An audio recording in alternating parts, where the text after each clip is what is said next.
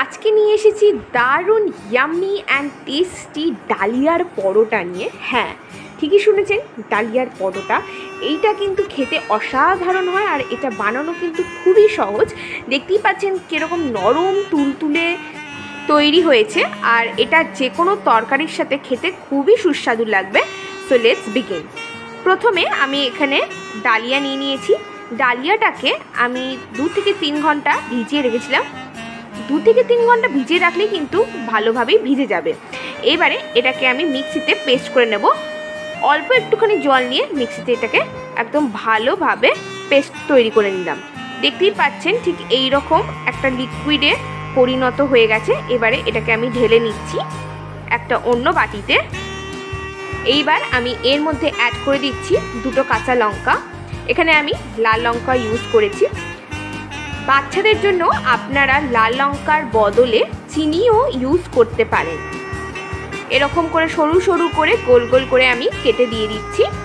এরপর আমি এর মধ্যে অ্যাড করে দিচ্ছি ঠিক 1 চামচ জোয়ান।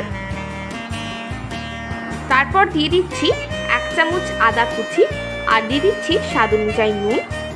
এবারে এই সবকটাকে আমি খুব ভালো করে মিক্স করে নেব। মিক্স করতে করতে আপনাদের দেখাচ্ছি ঠিক এটার কনসিস্টেন্সিটা।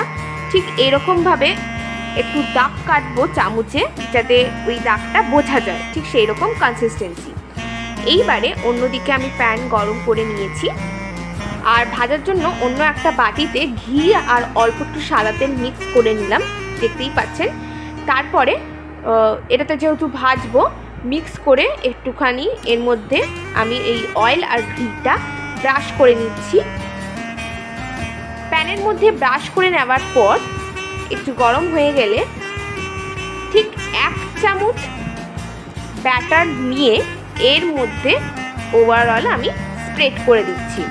যখন সাইডগুলো ড্রাই হয়ে আসবে অটোমেটিক্যালি কিন্তু এটা খুলে খুলে যাবে, তাওয়া থেকে একটু ছেড়ে যাবে, তখন আমি এটাকে ফ্লিপ করে দিলাম।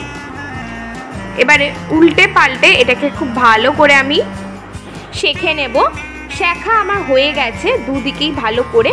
এবার এটাকে আমি তুলে নিচ্ছি।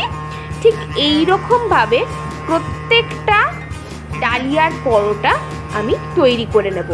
আর একটাও দেখাচ্ছি, একটু তেল আর ঘি স্প্রেড করে তারপরে 1 হাতা ব্যাটার নিয়ে ওভারঅল আমি তাওয়ার মধ্যে স্প্রেড করে দিলাম হাতা দিয়েই আস্তে আস্তে করে।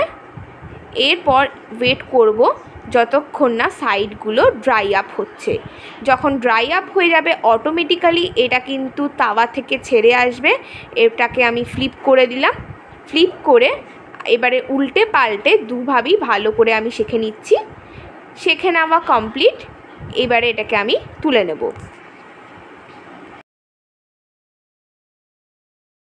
দেখলেন তো, খুব ইজিলি আমরা বানিয়ে ফেললাম ডালিয়ার পরোটা।